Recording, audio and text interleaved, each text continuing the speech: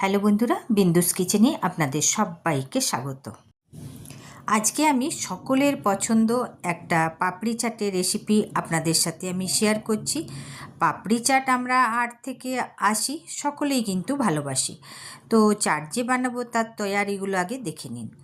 আগে আমি ছোলা বানিয়ে নিয়েছি, আর এটা হচ্ছে তেঁতুল জল, একদম জলের মতোই হয়েছে তেঁতুল জলটা। আর বানিয়েছি আমি দেখুন ভাজা মশলা, আর রয়েছে বিট নুন। ভাজা মশলাটা আমি জিরে, ধনে আর শুকনো লঙ্কা ভেজে গুঁড়ে নিয়েছি। আর নিয়েছি পেঁয়াজ, কাঁচা লঙ্কা, ধনে পাতা কুচি করে নিয়েছি।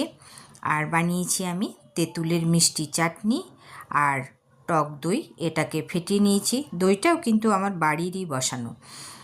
আর রয়েছে আমার পাপড়ি, তো পাপড়িগুলো কিন্তু বাইরের কেনা।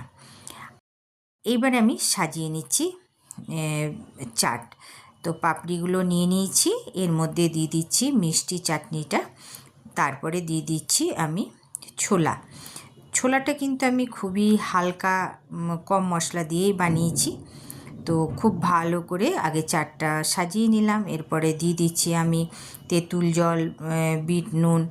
আজকের আমার এই চাট বানানোর কোনো পাবন্দি নেই, যেমন করে মশলা দই যেমন খুশি দেব, কেন ঘরের বানানো, এটাই তো ঘরের বানানোর মজা।